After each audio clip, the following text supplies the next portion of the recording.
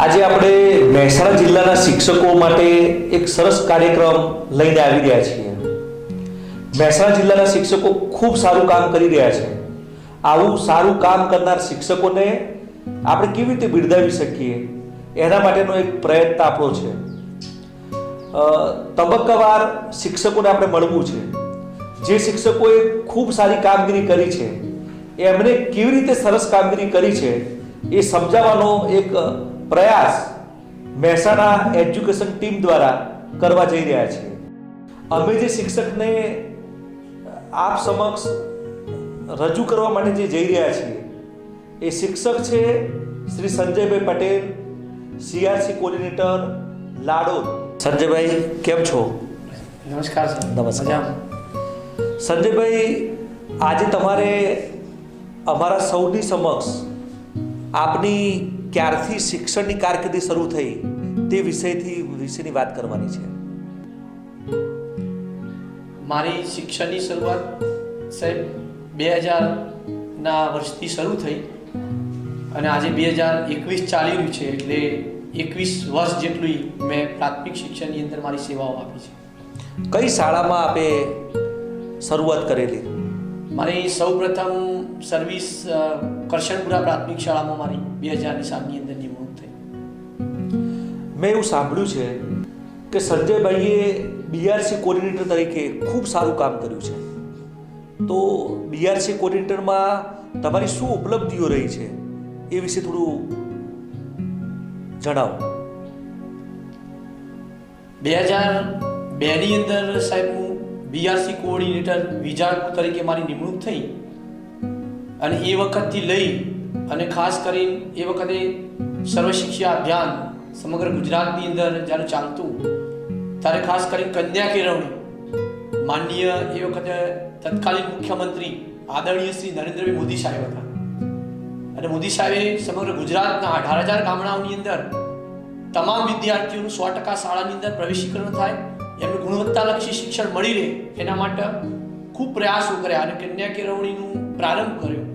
તો એ વખત સ્ત્રી શિક્ષણને પણ એટલું જ મહત્વ આપી અને વિજાપુર તાલુકાની 130 પ્રાથમિક શાળાઓના 100% બાળકોનું 100% પ્રવેશીકરણ થાય, એનું સ્થાયીકરણ થાય એ માટેના મેં પ્રયાસ કર્યા અને એ પ્રયાસના કારણે સમગ્ર તાલુકાની અંદર લગભગ 100% બાળકોનું નામાંકન અને એ બાળકોનું સ્થાયીકરણ પણ શક્ય બન્યું અને એમને ગુણવત્તાવાળું શિક્ષણ પણ મારા કાર્યકાળ દરમિયાન પૂરેપૂરું મળી રહે એ માટેના મેં પૂરા પ્રયાસ કર્યા.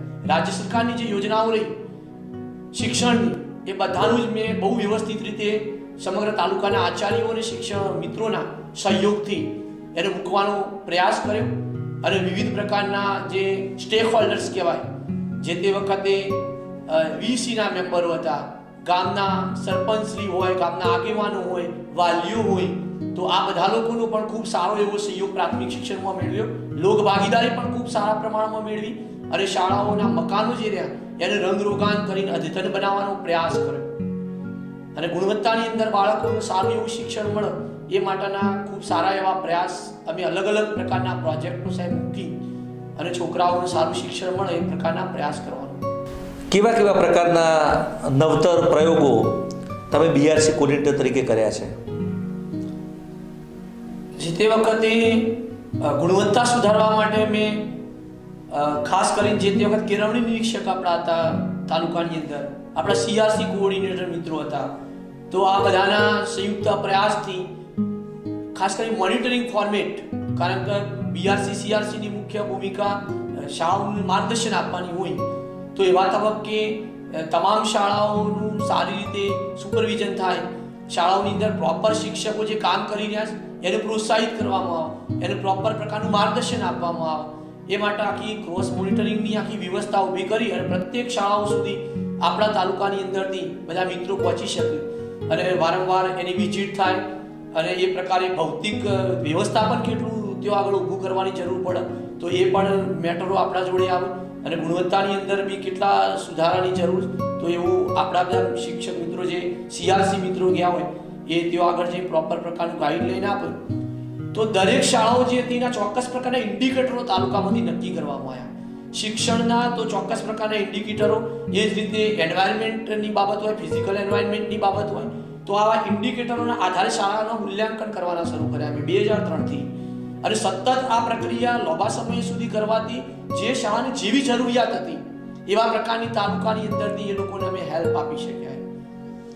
સંજયભાઈ, વિજાપુર તાલુકો બીજા અન્ય તાલુકાઓ કરતા કેવી રીતે અલગ પડે છે શિક્ષણની હા બાબત? સાહેબ, વિજાપુર તાલુકો બીજા કરતા જુદો પડી રહ્યો છે એવું કહેવા જો હું ચોક્કસ રીતે સાહેબ કહું તો વિજાપુર તાલુકો જુદો પડે એવું હું નહીં કહેતો, પણ ગુણોત્સવના વિજાપુર તાલુકાના પરિણામો રાજ્ય સરકારે જે વેબસાઇટ ઉપર જે તે વખતે મૂક્યા બધા વર્ષે, તો એ પોતે જ કહી રહ્યા છે કે વિજાપુર તાલુકો ગુણવત્તાની અંદર શ્રેષ્ઠ છે. તો હું વાત કરું 2009ની અંદર જ્યારે ગુણોત્સવની આખી પ્રક્રિયા ઊભી થઈ તો માનનીય મુખ્યમંત્રી નરેન્દ્ર મોદી સાહેબ વિજાપુરની અંદર સૌપ્રથમ લાડોલની અંદર સાહેબે મુલાકાત લીધી. તો ગુણોત્સવની અંદર સાહેબે જે તે વખતે જે સૂચનો કર્યા, અમે તો સાહેબ પહેલાથી શરૂઆતથી પ્રયાસ કરી રહ્યા હતા, પણ રાજ્ય સરકારે જે ગુણોત્સવના આખા ઇન્ડિકેટરો નક્કી કર્યા અને આદરણીય મુખ્યમંત્રી શ્રી જે તે વખતે નરેન્દ્ર મોદી સાહેબ હતા, તો એ ખાસ કરીને જે વિસીલ હતા તો એની અંદર પણ આ બાબતે ખૂબ સારું ગાઈડલાઈન આપતા. તો એ દિશામાં જઈ અને પૂરો પ્રયત્ન કરવાનો કર્યો. તો રાજ્ય સરકારની જે ગુણોત્સવની ગાઈડલાઈન હતી તો એને એક વર્ષની અંદર 2-3 દિવસ નહીં પણ પૂરું વર્ષ રૂટીનની અંદર ગુણોત્સવ ચાલે. કોઈ પણ વખતે ગુણોત્સવ મૂકવામાં આવે તો શાળાઓ પ્રોપર હોય. તો એ વેગ શાળાઓને 2009થી પકડાઈ દીધો. તો 2009ના વર્ષ બાદ કરતો તમે 2010નું વર્ષ જુઓ, 11 જુઓ, તો સાહેબ 2007-8 વર્ષના જે પ્રોસેસ ગુણોત્સવની થઈ તો બધી જ પ્રક્રિયામાં વિજાપુર તાલુકો સાહેબ અવ્વલ છે. તો 1 થી 2 નંબરની અંદર તમે આ પરિણામો તમે જોઈ લો તો એ ગુણોત્સવના પરિણામો કહી રહ્યા છે કે વિજાપુર તાલુકો એના ફિઝિકલ એન્વાયરમેન્ટની અંદર અને એના જે શિક્ષણની બાબતો રહી એની અંદર અવ્વલ છે પૂરા રાજ્યની અંદર. અને આ પ્રકારનો શ્રેય જો હું કહું તો ખાસ કરીને મોનિટરિંગ સ્ટાફ આપણો રહ્યો તાલુકાનો, ખાસ કરીને આચાર્ય શાળાના રહ્યા, શિક્ષક મિત્રો રહ્યા, તો ખૂબ ઉત્સાહથી એ લોકોએ કામ કર્યું અને સરકારની જે યોજનાઓ આવી એને દિલથી અમલ કર્યો. આપણે અમલ કરાવીએ એવું નહીં પણ દિલથી અમલ કર્યો. શાળાનો જે સમય રહ્યો એનાથી વધુ સમય આપી અને શાળાઓનો વિકાસ કરવાનો પ્રયાસ કર્યો. એટલે બધા લોકોના સહિયારા પ્રયાસના કારણે શાળાઓ રળિયામણી બની, શાળાનું શિક્ષણ સારું બન્યું અને એના કારણે સાહેબ વિજાપુર તાલુકો એ મહેસાણા જિલ્લાની અંદર સમગ્ર રાજ્યની અંદર એ શિક્ષણની ગુણવત્તાની અંદર એ અગ્રેસર રહ્યો. એનાથી વિશેષ વાત કરું તો પૂરા ભારતની અંદર અડધાથી ઉપરનું ભારત જે રહ્યું એ વિજાપુર તાલુકાની મુલાકાત લીધી છે. તમે કદાચ મારી જે તે વખતે બીઆરસીની હું જે વિઝિટ બુક મેન્ટેન્સ કરતો અને વિઝિટ બુક તમે વાંચવાનો સાહેબ પ્રયાસ કરો તો તમને બહુ બધા રાજ્યો જોવા મળે કે જેને નવા પ્રોજેક્ટ જો લોન્ચ કરવા હોય ને તો એને વિજાપુર તાલુકાની મુલાકાત લેવી પડે. તમે પૂરા ભારતની અંદર એડેપ્સ જ્યારે 2007ની અંદર લઈ આવ્યા તો ભારતના અમુક રાજ્યોએ મૂકી દીધું. તો એ વખતે પહેલું આપણે એ વિજાપુર તાલુકાની અંદર બી સ્ટાર્ટ કર્યું હતું ને એડેપ્સના જે ઇન્ડિકેટરો હતા એ બી ક્વોલિટીના ઇન્ડિકેટર્સ હતા અને એમાં બી ગુણવત્તાનું કામ થઈ રહ્યું હતું. તો આ ઇન્ડિકેટર્સ ઉપર એ ખૂબ કામ કર્યું. આનો ફાયદો શું થયો તો ગુણોત્સવના પરિણામો એનાથી ઊંચા આવ્યા.